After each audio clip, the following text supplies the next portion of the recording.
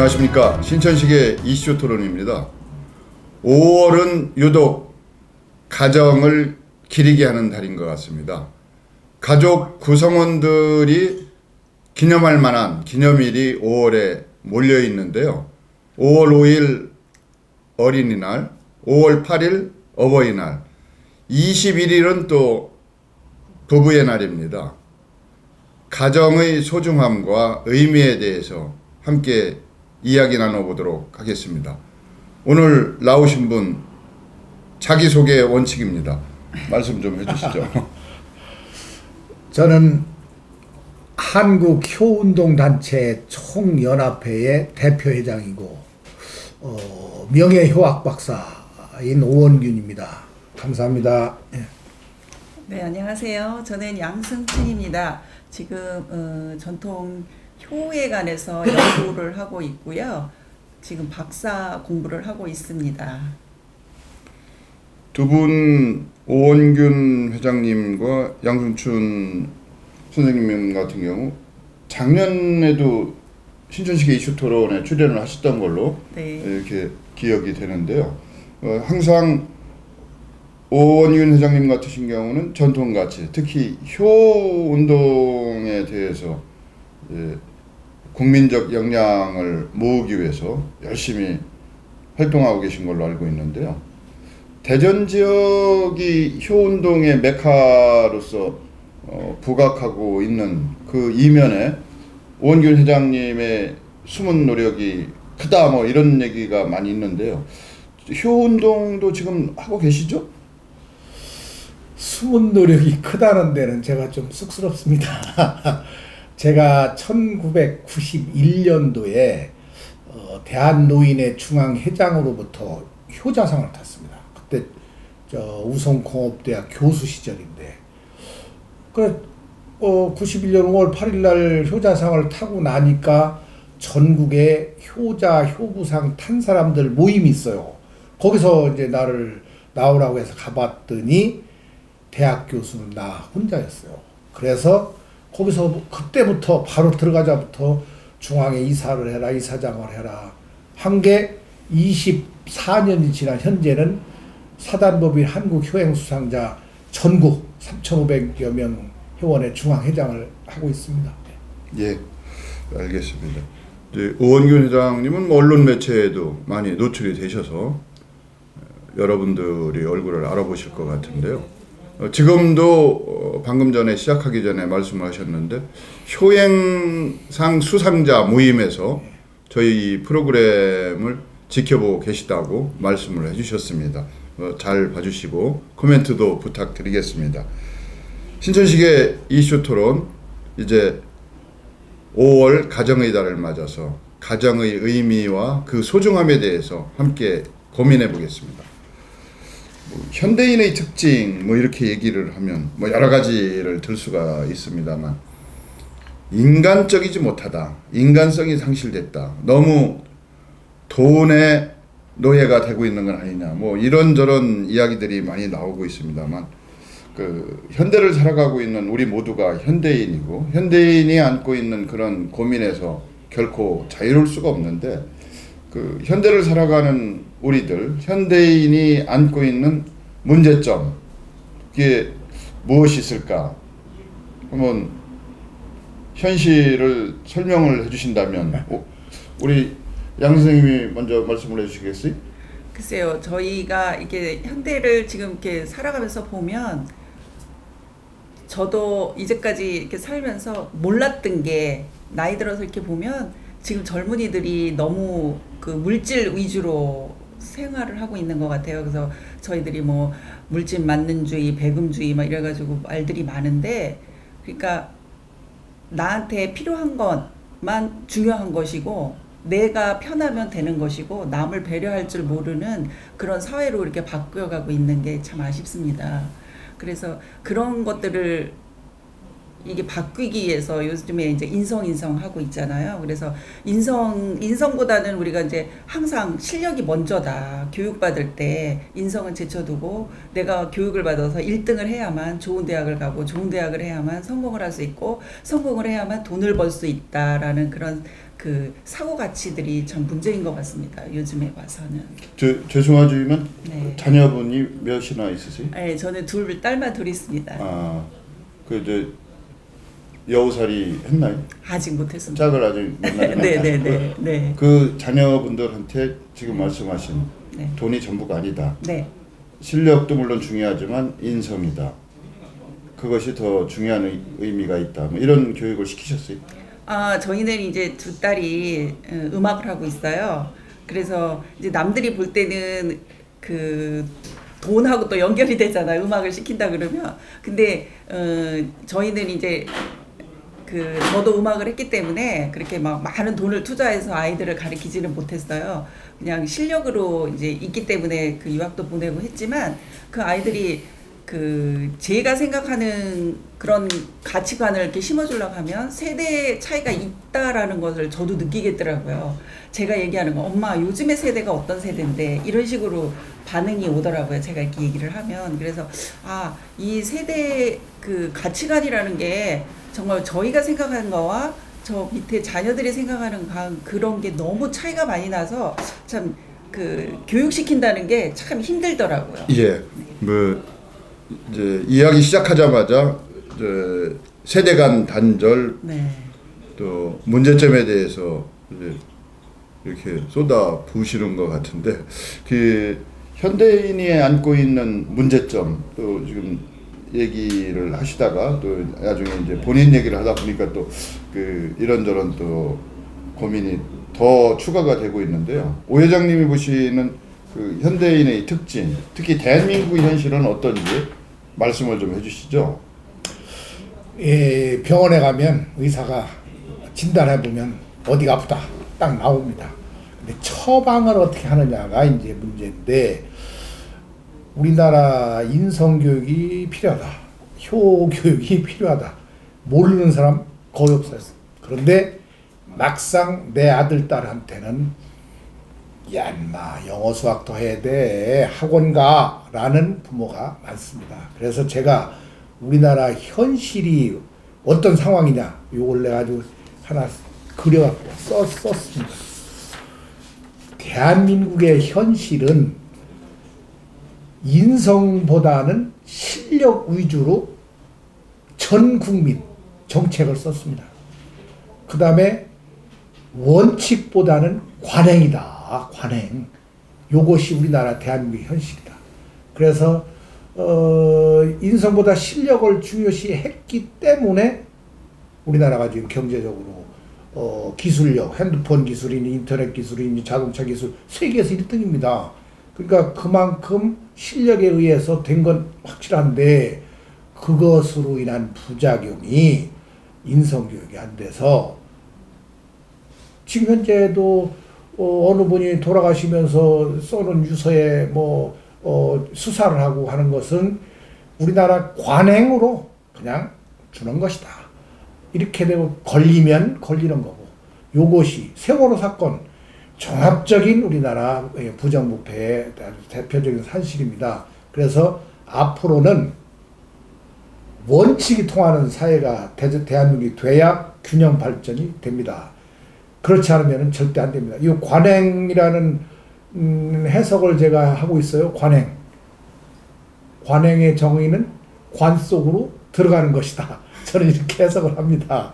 그래서 우리나라는 관행을 없애고 법과 원칙이 서는 나라만 되면 균형 발전된 세계적인 선진국이 될 수 있다. 그래서 인성교육이 중요하다. 이렇게 봅니다. 예. 우리가 어떤 담론을 가지고 얘기할 때는 찬성 의견도 있고 네. 반대 의견도 있을 수가 있고, 똑같은 사실을 놓고 볼 때도 관점에 따라서 생각에 따라서 달리 보일 수도 있습니다. 그래서 제 생각에는 실력과 인성을 굳이 비교해서 나누지 말고 실력 속에 광의를 해석하면 인성도 포함되고, 그럼 더 좋죠. 이제 그런 시대가 우리가 또 만들어야 될 미래고 또 현재를 개선하는 그런 사고 방식이 아닐까 이런 생각을 해보면서, 이제 5월이 가정의 달 이렇게 얘기하는데, 가정을 이루는 가족 구성원들을 기리는 기념일이 5월에 많이 몰려 있어요. 네. 아까 서두에서도 말씀을 드렸습니다만. 그래서 가족의 의미, 가정의 의미를 다 알고 있지만 우리가 다시 한번 짚어보고 그 다음에 가정에서 이루어지고 있는 여러 가지 사회화 과정의 스타트, 출발이 뭐가 도대체 문제이길래 우리 사회가 이런 문제를 안게 되고 있을까라는 그러한 문제의식을 가지고 얘기를 진행하도록 하겠습니다. 뭐 의견이 또 계실 분도 있을 거라고 생각이 됩니다만은 저희는 가정이 사회를 이루는 최소 구성 단위로서 가장 중요한 가치를 가지고 있다. 그런 조직이다라는 전제하에 이야기를 진행하게 됐음을 이제 미리 공지하겠습니다. 자, 그런 의미에서 뭐 다 알고 있지만 가족의 의미, 가정의 의미에 대해서 한번 얘기를 나눠보도록 하겠습니다. 양 선생님은 이제 주부로서 또 어머니로서 또 어떻게 보면 아내로서 네. 5월 바쁘셨을 것 네, 같아요. 바쁘게 지냈습니다. 어린이날만 좀 네, 어린이날만 좀 편하셨고. 네. 그래서 저희가 이제 얘기하려고 하는 가족의 의미나 가정의 의미에 대해서 뭐 오 회장님도 마찬가지겠지만 네. 누구보다도 많이 생각해 보셨을 것 같아서 네. 이제 양 선생님이 생각하는 가족의 의미, 가정의 의미에 대해서 한번 들어보겠습니다. 네, 가족이라고 하면 이제 사전에는 그 부부가 결혼을 해서 혈연들을 모아가지고 다 가족이라고 하잖아요. 근데 그 요즘의 가족은 좀 틀릴 것 같아요. 옛날에는 가족보다는 내 식구라는 표현을 많이 썼던 것 같아요. 그 식구라고 하면 그 한 집안에서 같이 한솥밥을 먹고 자라는 사람을 식구, 같이 이제 커가고 같이 지내는 사람들을 식구라고 그랬는데 요즘에는 가족이라는 표현을 많이 쓰잖아요. 근데 가족이라고 하면 그 사전적인 의미보다는 요즘의 가족은 그 저희가 요새 보면 단일민족 저희들이 그랬잖아요. 우리나라가 단일민족이었는데 요즘에는 다문화 가족들이 많이 생겼기 때문에 단일민족이라기보다는 다문화 가족이다라는 그 표현들을 또 많이 쓰더라고요. 그래서 그 다문화 가족들도 많고 또 사람들이 그 이혼율도 많고 사별하신 분들도 있고 하면 나의 또 자녀들이 결혼을 하다 보면 내 혈연보다는 또 상대방의 부모도 있고 하다 보면 여러 사람들을 이렇게 같이 모아서 다 통틀어서 가족이라는 표현을 써야 맞다고 생각을 해요. 그래서 사전적 의미보다는 그런 모든 사람들이 같이 어울려서 다 같이 이루어져서 한 솥밥을 정말 옛날에 얘기했던 그런 식구들이 맞지 않나, 그런 표현들이 더 맞지 않나라는 생각이 듭니다. 근데 우리 양 선생님 정의이고 또 오 회장님 정의는 어떤 정의이세요? 가족을 법적으로 해석할 수가 있고, 근데 보통 통례적으로는 같이 사는 사람들을 가족이다 이제 보통 이렇게 봅니다. 뭐 직계 존속을 뭐 떠나서 같이 사는 사람. 그래서 초등학교 학생들한테 설문조사를 했어요. 할아버지 할머니가 가족이냐 아니냐. 아니라는 학생들이 한 20%입니다. 한 20%. 같이 안 사람은 가족이 아닌 걸로 보는 사람이 지금 많습니다. 우스운 것은 강아지를 키우잖아요. 강아지가 가족이냐 아니냐 이렇게 설문을 하면은 한 20%가 강아지는 우리 가족이다 이렇게 하는 애들이 많습니다. 그래서 현대의 가족은 같이 사는 사람 중심으로 이렇게 보는 경향이 많습니다. 그런데 우리는 할아버지 할머니가 같이 안 살아도 가족이라는 것을 부모님들이 이해를 시키고 수시로 만나게 해주고 이렇게 해야 된다 이렇게 봅니다. 우리나라 혼자 사는 가족이 약 25%입니다. 혼자. 둘이 사는 집이 약 25%. 그러니까 하나 아니면 둘이 사는 집이 우리나라 전체 가족이 약 50%입니다. 50%. 그러니까 할아버지 할머니 우리 가족 아니에요? 이렇게 하는 자녀들이 많다. 그것을 우리가 불식시켜줘야 된다. 우스운 얘기가 있어요. 김정일 이북에서 우리나라를 못 쳐들어온 원인이 이북에는 핵시설이 하나뿐이 없는데 남조선에는 그냥 전부가 핵가족이다 핵가족. 그래서 못 쳐들어온다 이런 얘기입니다. 그래서 법적인 가족의 의미보다는 현실에 같이 사는 사람 중심으로 이해를 하는데 안 사는 할아버지 할머니도 가족이다. 이것을 이해시켜 줘야 된다 이렇게 봅니다. 예, 뭐 저희가 지금 가족의 의미를 이제 두 분이 말씀해 주셨는데 물론 한솥밥을 먹고 한 장소에서 같이 생활을 하는 이러한 그 가까운 관계의 사람을 가족이라고 얘기할 수가 있습니다만 같이 안 사는 할아버지 할머니도 지금은 뭐 핵가족이고 다 독립세대로서 살고 있으니까 우리 가족에 들어간다 뭐 이렇게 이제 해석을 할 수도 있지만 또 의미를 부여한다고 하면 가족은 특별한 관계다.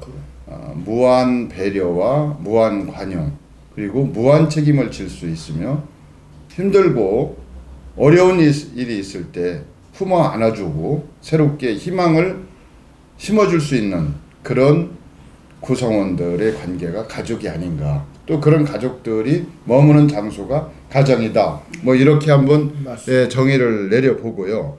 이제 가정에서 가족의 관계가 역할과 기능이 바뀌고 있습니다. 그런데 저희가 가정에서 이루어지던 가정교육이라고 하던 것이 예전에는 뭐 이제 두 분 다 아시겠지만 밥상머리 교육이라고 해서 할아버지, 아버지, 손자로 이어지는 수직적인 권력관계라고 볼 수가 있었거든요. 그래서 할아버지 말이 절대적이었죠. 뭐 가족들 간에 이견이 있을 수 있지만 그것이 통상 식사 자리에서 조율이 되고 조율이 안 됐을 경우 할아버지의 근엄한 한마디가 그 가족의 의사를 최종적으로 결정짓는 그러한 상황에서 우리가 이제 살았지만 이제 지금은 틀려졌거든요. 가장의 역할도 바뀌었고 또 가족 구성원들도 그렇게 여러 세대가 함께 모여 사는 그런 가정은 드물죠. 말씀하신 대로 다 분리 세대고 독립적으로 살고 있어서 이제 부부를 중심으로 해서 부부와 부부가 생산한 자녀들로 이루어진 가족, 이걸 이제 핵가족이라고 저희가 얘기를 하는데 이게 가정과 가족 관계가 바뀌고 있어요. 시대가 바뀌어서. 그런데 이제 그 안에서 가족 구성원들의 응징력을 높이고 가족 구성원들의 소통 기회가 증진되려면 어떻게 해야 될까? 뭐 요즘 가정민주주의 뭐 이런 얘기도 많이 나오고 있어요. 가정민주주의에 대해서 이제 우리 양 선생님 같으신 경우는 이제 두 분 자녀가 따님이라고 하니까 또 같은 공부를 하시고 있다고 해서 그러면 저희가 볼 때는 이야기 거리가 같으니까 더 많은 대화도 있고 그럴 것 같은데. 예. 저희는 어렸을 때부터 그 아이들하고 이제 보통 아빠하고 관계는 서먹서먹하게 이제 그렇게 되잖아요. 근데 저희 집안은 아빠가 굉장히 딸들을 친구처럼 대했어요. 그래서 친구들한테 전화 오더라도 너희 아빠는 왜 그래? 자기네 아빠하고 비교를 하면서 너희 아빠는 너무 친구 같다.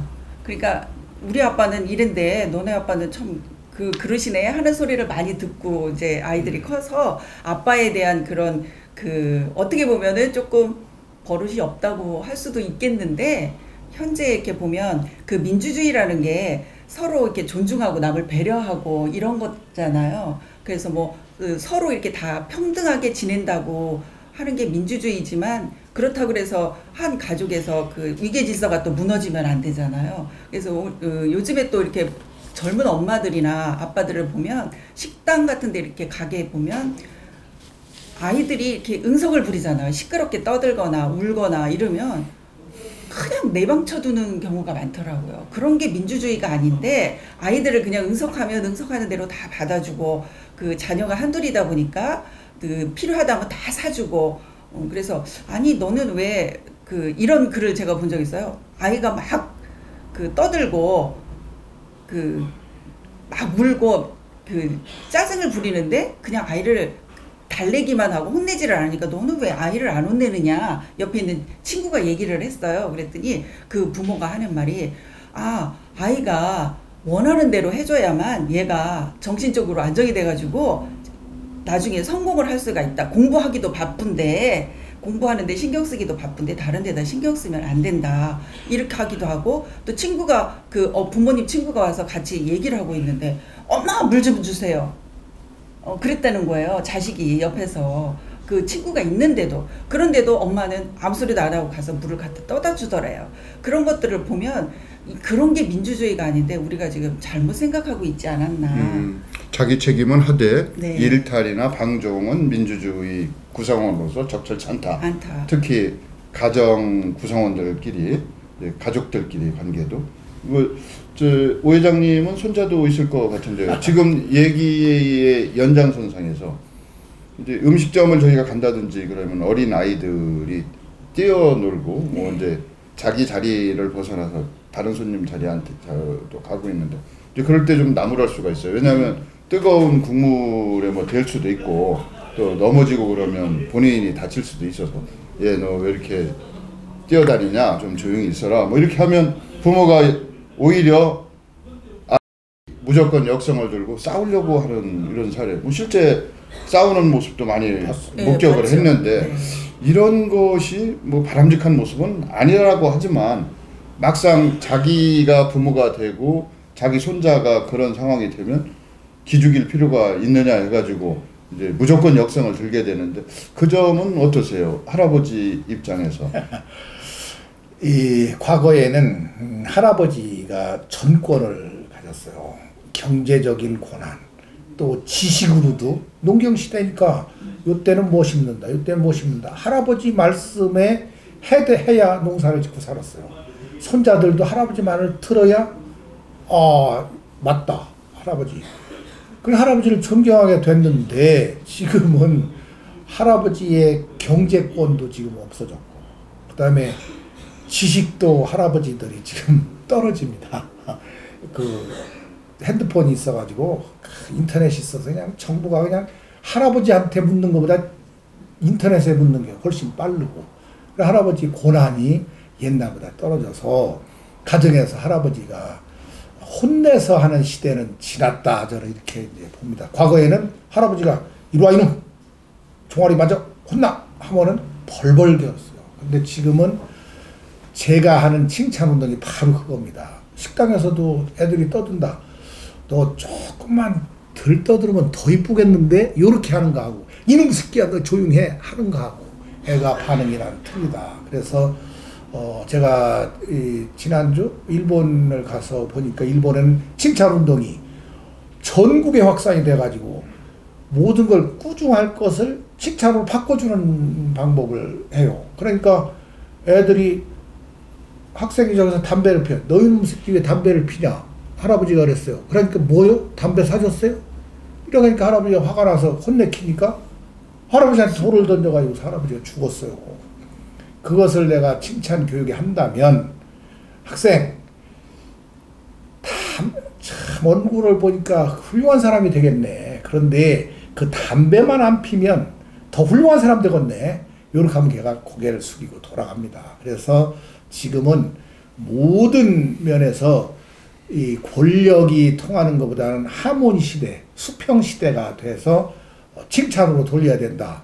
그게 제가 지난주에 가서 일본 가서 칭찬 달인 지도사 3급 자격증을 거기 가서 따갖고 왔습니다. 일본에서. 그래서 일본은 이것이 전국적으로 확산돼서 우리나라도 앞으로 자녀들이나 손자들을 지도할 때 칭찬으로 지도를 해주면 더 애들이 쉽게 기분이 좋으면서 고칠 수가 있다. 저는 이렇게 생각합니다. 예. 이제 가정의 의미에 대해서 저희가 얘기를 나누고 있는데요. 가정이라고 하는 것이 사람이 육체적으로 정신적으로 커서 사회생활을 남들과 같이 할 수 있도록 키워주는 역할을 하는 그런 그 의미 있는 조직 단위라고 할까? 뭐 이렇게 보는 것이 또 하나의 관점이 있을 수 있고요. 또 하나 이제 사회생활을 하다가 밖에 나가서 세상 일이 뜻대로 되는 것만은 아니지 않습니까? 좌절과 실의, 때로는 절망에 빠지기도 하고 그럴 때 그 사람의 용기를 북돋워주고 희망을 심어줄 수 있도록 서로가 무한 신뢰를 보낸다든지 무한 배려를 해주는 그런 장소, 그런 조직단위, 뭐 이렇게 저희가 생각을 한다고 하면 가정의 의미가 정말 소중하고 대단한 역할을 하고 있는데, 이제 이러한 가정이 해체됐다, 파괴됐다 얘기가 뭐 심심찮게 나오고, 사실 가정의 역할이라고 하는 것이 과연 존재하는지에 대해서 걱정하시는 분들이 많이 있어요. 그래서 5월을 가정의 달이라고 한다면 5월을 맞아서 이 5월 달이 뭐 며칠 안 남았습니다만, 저희가 이러한 그 해체되고 실종되고 파괴된 가정을 복원하기 위해서는 어떻게 하는 것이 정답일까? 아까 진단은 누구나 쉽게 할 수 있지만 처방은 여러 가지 답이 있고 상황에 따라서 맞춤식 처방이 나와야 될 것이다, 뭐 이렇게 말씀을 해주셨습니다만, 그 중에 하나가 인간이 갖고 있는 본성, 본질에 우리가 충실한 것이 맞지 않겠느냐, 하나의 처방이 됐지 않겠느냐는 취지로 이제 인간성 회복이라는 얘기를 이제 많이들 하고 있고, 또 우리 오 회장님 같은 경우는 인성교육 범국민 실천연합에도 주도적으로 참여하시는 걸로 알고 있어요. 그래서 인성교육, 인성회복 요걸 주제로 해서 얘기를 조금 나눠보겠습니다. 그래서 인성교육 범국민 실천연합, 이게 어떤 단체이고 왜 생겨났는지 설명을 좀 한번 해주시죠. 지금부터 3년 전에 우리나라가 경제적인 발전은 UN 가입국 193개국 중에서 10등 안에 다 들었습니다. 동남아 갔다 오면 우리나라 참 많이 발전했다. 전쟁을 치른 나라 60여 년 만에 이렇게 많이 발전한 나라 세계 역사상 없다. 이것은 누가 뭐라고 해도 실력 교육, 지식 교육에 의해서 이렇게 됐다. 그런데 거기에 대한 부작용이 우리나라 자살이 세계에서 1등, 일본 1등 하던 걸 우리나라가 뺏어왔어요. 그 다음에 학생 폭력, 부모 학대, 노인 학대, 각종 범죄, 이혼율이 미국을 쫓아가려고 지금 하고 있어요. 그러니까 가정이 붕괴되는 마당에서 인성교육, 밥상머리 교육이다 이런 것이 지금 대단히 어렵게 됐다. 그래서 정부에서 현 정부에서 이제는 인성교육이다. 그래서 인성교육을 앞으로 확대시킨다. 그래서 지난번에 박근혜 대통령이 신년 교례하는데 내가 참석을 했어요. 우리나라 인성교육으로 교육혁명을 한다. 그렇게 해야만이 발전한다. 그것이 제가 이제 거기서 질문을 했습니다. 교육부 장관한테. 인성교육을 강화하려고 하면 전 아버지 엄마들은 인성교육이 중요하다는 것을 다 알아요. 그렇지만은 내 자식한테는 야 그거 밥 먹여주냐? 영어 수학 더해서 인류대학 가야 돼. 말은 인성교육이 중요하다고 하면서 그렇게 합니다. 그래서 대학 입시에 인성교육을 반영 안 시키면 이건 의미가 하나도 없다. 교육부 장관이 즉석에서 이건 대학 입시에 반영시킵니다. 지금 전국 대학에 다 인성교육 반영시킵니다. 그래서 현 국회의장이 인성교육 진흥법을 만들어서 7월 20일부터는 세계 최초로 인성교육 의무적으로 유초중고에 하도록 이렇게 돼 있어요. 저도 거기에 인성교육 범국민 실천연합에 대전 지부장으로 하면서 이것도 제가 국회의 인성교육 실천 포럼의 민간인으로서 제가 자문위원으로 이렇게 위촉을 받아서 저는 정년 후에 이 국가에 충성하는 길이 요것이다 이렇게 생각해서 지난 3월 1일 김인현 3월 1일은 우리나라가 무슨 운동을 했어요? 국권 회복 운동을 했어요. 김인현 3월 1일. 금년에는 을민년 3월 1일입니다. 그래 을민년 3월 1일은 인성회복 운동을 하자 이렇게 국회의장님하고 우리 위원들이 상의가 됐어요. 근데 3월 1일 날 국회의장이 시간이 없어서 못한다. 그럼 대전에서 해라. 그럼 대전에 3월 1일 날 인성회복 국민운동을 대전에서 전국 최초로 했습니다. 그랬더니 어떤 분이 3.1운동의 만세는 충청도 사람 유관순 열사가 최초로 했는데 인성회복 국민운동은 오원균이가 되셔서 최초로 한 게 아니냐 이렇게 제가 보람을 가졌습니다. 예. 예. 인성교육이라고 하는 것이 우리 시대의 진정 소중한 가치가 무엇인지를 다시 한번 생각하고 그것을 실현할 수 있는 그런 계기를 만들어 주고 있다. 이게 또 법까지 만들어졌다고 하니까 기대가 더 큰데요.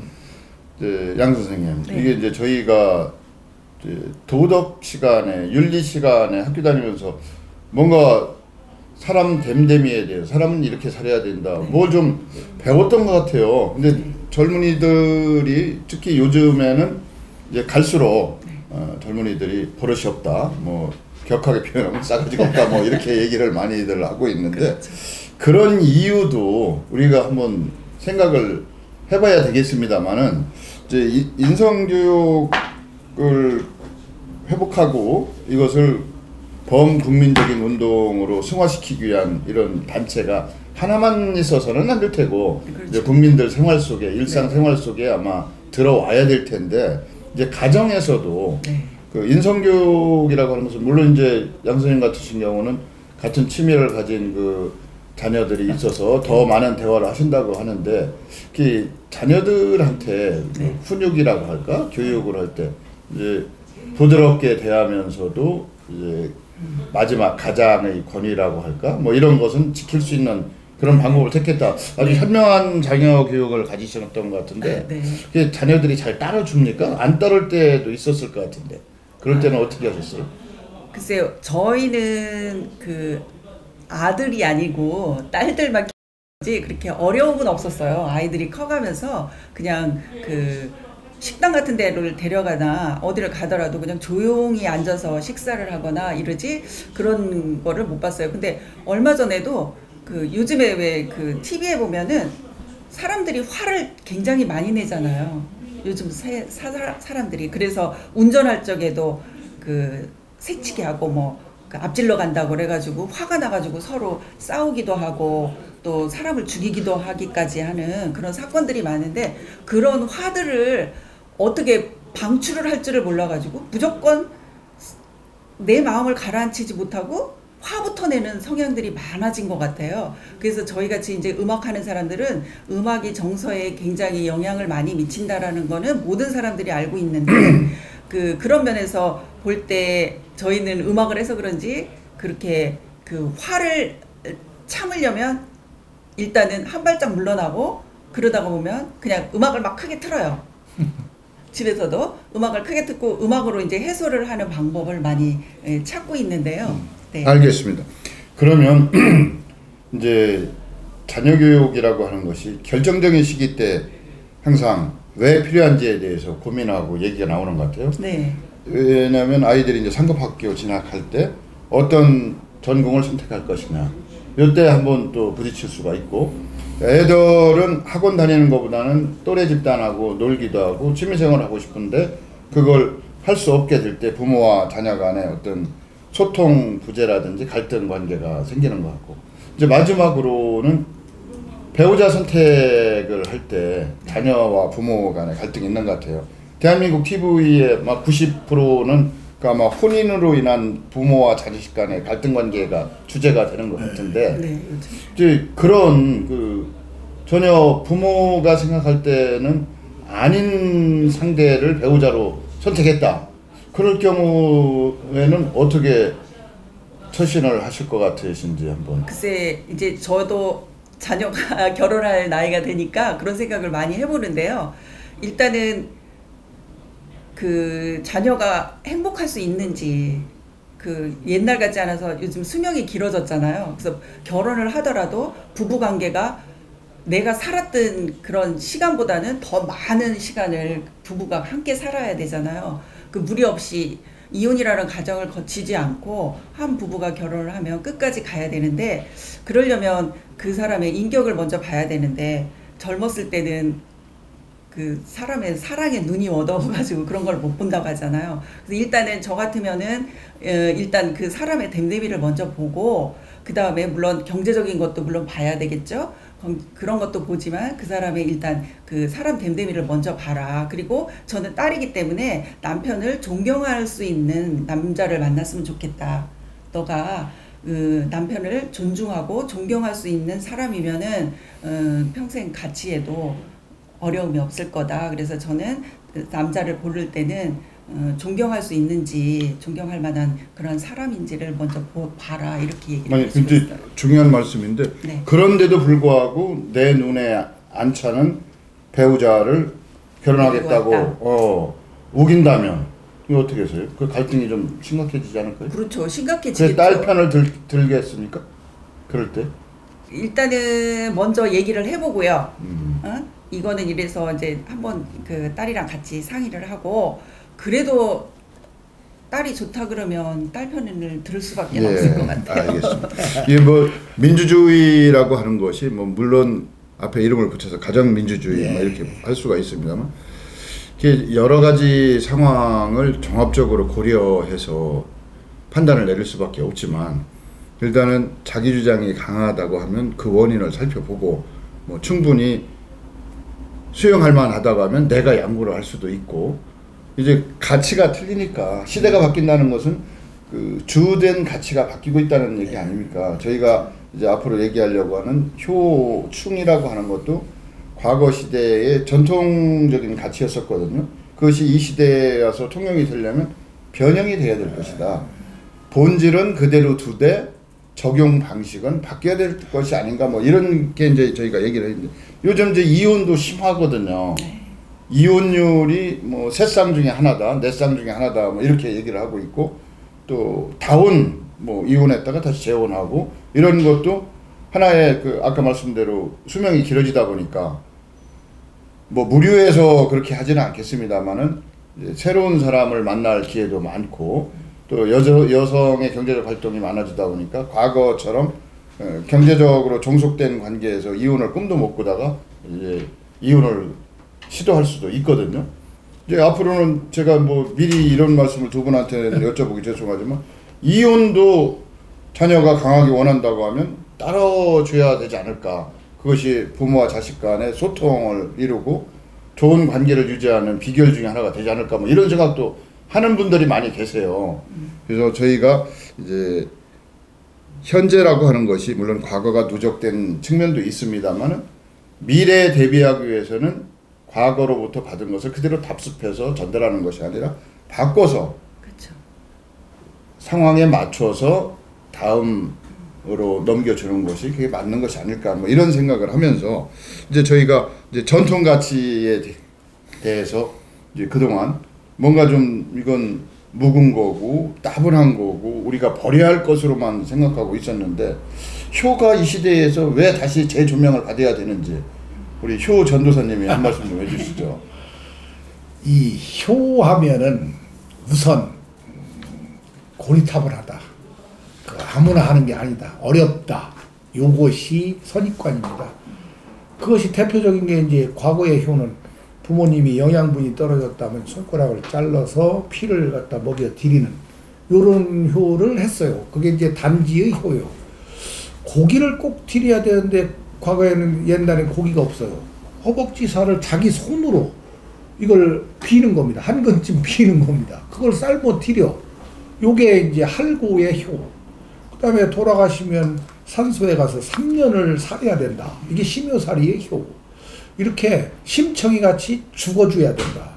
이렇게 전부가 희생적인, 복종적인, 체벌적인 효다. 과거의 효는. 그래서 어렵다. 수직적인 효다. 명령에 의한 효다.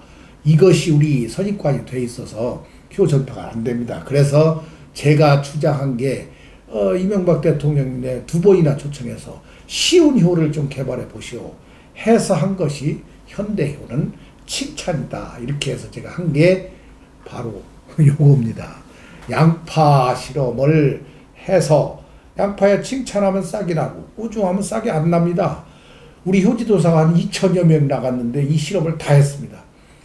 이 교육부 장관도 이것이 바로 인성교육이다 해서 교육부 장관도 이것을 전국에 이것을 확산하자. 이래서 현대효, 효심은 효심은 영원히 불변입니다. 태초나 앞으로 억만 년이 지나도 효심은 변화가 없습니다. 그러나 효행은 변화가 있어야 된다. 옷도 계절에 따라서 바꿔 입어야 됩니다. 그래서 효가 어렵다는 개념을 저는 쉽다, 효는 수평적이다 해서 우리가 주장하는 하모니 효를 합니다. 서로 상생의 효가 돼야지 효가 되지, 그렇지 않으면 절대 될 수가 없다. 그래서 현대 효는 칭찬이다 해서 칭찬 핸드북을 제가 만들어서 전국에 하고, 이것을 교육부 장관이, 저는 이 패가 많아요. 교육부 장관이 3년간 저를 지원해 주면서 양파 실험을 통한 칭찬운동 이걸 전국에 해라. 저는 지금 할 일이 엄청 많습니다. 그래서 제가 주장하는 것은 과거의 효는 전부가 어렵다. 그래서 전달이 안 되는데 현대효는 이렇게 칭찬. 엄마가 아들한테 야, 너 오늘 참 이쁘다. 아들이 학교 갔다 와서 저녁 먹으면서 엄마 오늘 반찬이 왜 이렇게 맛있어요? 이게 효도다. 효도. 그거 가서 주물러 주고 뭐 하고 하는 게 또 중요하지만 말 한마디 칭찬으로 서로 가정이 화목하게 된다. 이것이 현대 효는 쉽다. 이렇게 제가 말씀을 드립니다. 예, 지금 효 박사과정에 재학 중이시라고 네네. 얘기를 들었는데요. 이제 우리 오 회장님이 말씀을 하셨고 거기 덧붙여서 효 운동을 확산시키고 또 근본적으로 효 문화 운동이 국민 운동으로서 정착되게 하는 어떤 방안을 생각하신 게 있다면 한번 말씀 좀 해주시죠. 지금 전 국민이 이제 같이 들어갈 게 지금 대전에서 시작하고 있는 원장님께서 지금 따오신 칭찬을 바탕으로 해서 그 칭찬을 함으로써 효까지 같이 그 안에 그 효행할 수 있는 일들을 지금 저희가 이렇게 같이 원장님이랑 같이 사업을 벌이고 있는데요. 그 효라는 거는 전통적인 가치를 진짜 그 무시하면 안 되죠. 그 기반 위에 현대의 효가 그 HYO, 그러니까 나이 든 사람과 어린 사람들이 함께 모여서 사는 것을 그 바탕으로 해서 지금 그 효를 확산 운동을 하고 있거든요.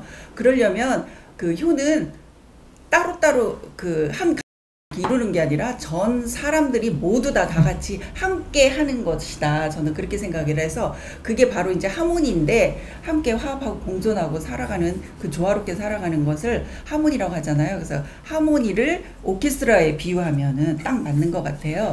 오케스트라에 그 많은 악기들이 한 곡을 연주할 때 그 한 사람이 여기에서 삑 이상한 소리를 내다 보면 좋은 음악이 될 수가 없거든요. 그렇게 해서 그 같이 하모니를 이룰 수 있는 그 오케스트라다. 그래서 인성교육 그 진흥법에 보면 8가지 그 덕목이 있어요. 거기에 이제 뭐 예효, 그 책임 이런 것들이 다 이제 8가지 덕목이 있는데 그 덕목도 저는 오케스트라에서 이제 오랫동안 활동을 하다 보니까 그 안에 다 들어가서 포함되어 있다. 그래서 그 저는 효를 하는 데 있어서 그 정서적인 효도 굉장히 중요하다. 그래서 정서적인 그런 개념을 가지고 이제 효 운동을 이렇게 확산하는 방법을 지금 연구하고 있습니다. 예.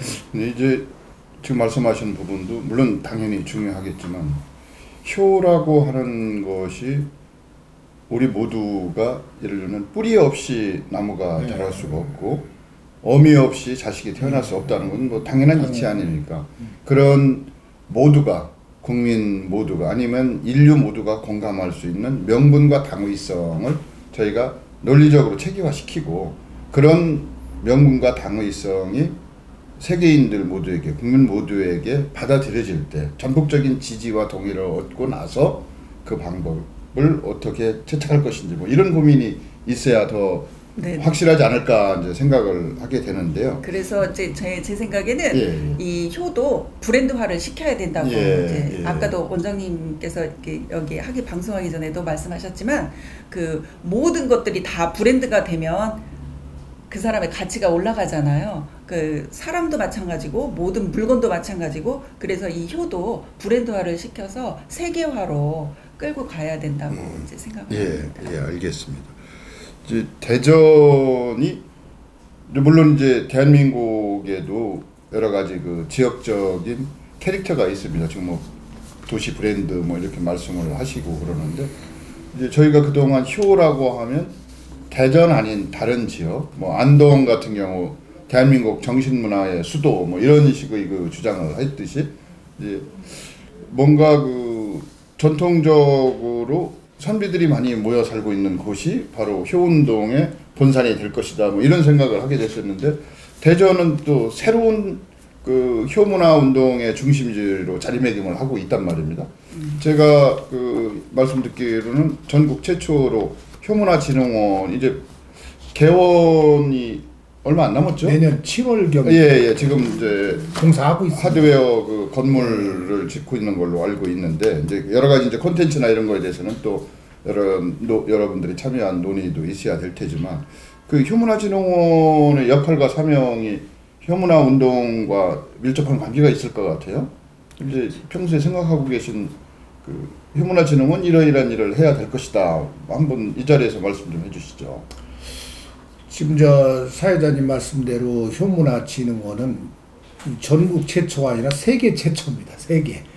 예산을 260억 예산을 해서 지금 공사를 시작했습니다. 그래서 이게 뭐 우리 효지도사협회 효운동 단체에서 3, 4년 전부터 대전 유치루에서 100만 명 서명운동을 해서 보건복지부에 우리가 그 서명운동을 공모할 때 줬어요. 이렇게 열성 있는 도시가 처음이다. 그래서 염옥철 전 시장이 땅을 대겠다. 뭐 이렇게 해가지고서 우리가 이제 공모해서 됐습니다. 그래서 효문화진흥원에서는 말 그대로 효문화를 진흥시키는 업무를 하는데 효 연구를 하고 효 운동 전파를 하고 그 다음에 효 단체를 지원해주고 학생들 견학을 시켜서 학생들한테 이 행동의 변화를 일으키고 하는 것을 전시관 뭐 이 강연장 체험실 이것을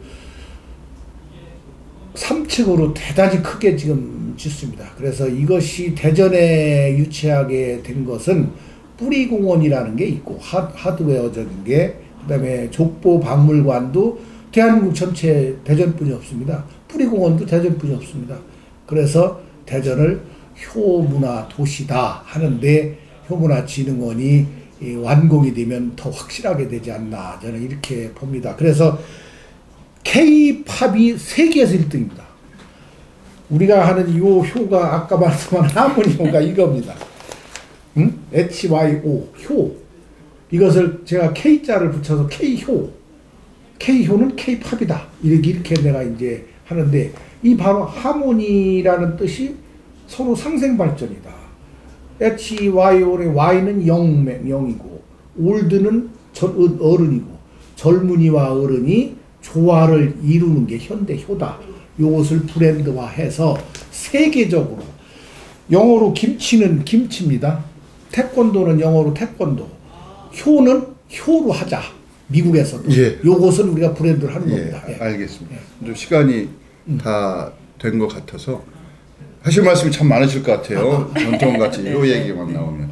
이제 전공이 음악이시니까 음악을 이용한 뭐 정서 순화라든지 때로는 뭐 어떤 자극 촉발이라든지 이런 인성교육에 음악이 채용된다고 하면 더 큰 효과가 있을 것이다. 네. 뭐 이런 생각을 하게 되실 거라고 생각합니다. 네네. 한번 말씀을 잠깐 좀 해주시면. 네, 근데 그 저희 학생들을 이렇게 보니까요, 음악 수업이 많이 줄어들었더라고요. 학교에서. 그러니까 다른 국영수만 막 하다 보니까 실력 위주로. 네, 그래서 그 예체능에 좀 관심을 가져가지고 학교에서 이렇게 수업 시간을 그걸 없애면 안 된다고 생각을 하고요. 그리고 아까 말씀하셨는데 그 한 가지 덧붙이자면 진흥원에서도 그 저희가 무슨 그런 진흥원이나 뭔가를 이렇게 만들어 놓으면 건물을 크게 놓고 전시관을 운영하는 데가 되게 많아요. 그래서 저는 기존에 있는 그런 진흥원들처럼 전시 목적이 아니라 거기에서 효는 그 말하는 게 아니라 실천하는 거잖아요. 그래서 실천할 수 있는, 그러니까 우리나라에 요즘 보면 템플스테이가 굉장히 유명하잖아요. 좋은 그 훌륭한 것들이 많이 있다고들 이제 신문 방송에서 많이 나오는데 그런 것처럼 외국인도 와가지고 같이 그 활동할 수 있도록 배워갈 수 있도록 템플스테이처럼 그런 거를 만들어 놓고 그 다음에 가족과 학생들 간에 같이 문화를 거기에서 즐길 수 있는 가족 부모와 자녀 간이 같이 움직여서 활동할 수 있는 그런 문화적인 공간을 좀 만들었으면. 예, 알겠습니다. 이제 신천식의 이슈 토론 뭐 더 많은 얘기 두 분은 하고 싶으실 것 같은데 시간이 다 됐습니다. 건강한 사회를 위해서는 건강한 가정이 필수입니다. 건강 사회와 건강 가정을 만들기 위한 여러분들의 노력이 우리의 밝은 미래가 될 것이라고 생각하면서 오늘 신천식의 이슈 토론 여기서 마치겠습니다. 고맙습니다. 감사합니다. 애쓰셨습니다. 예.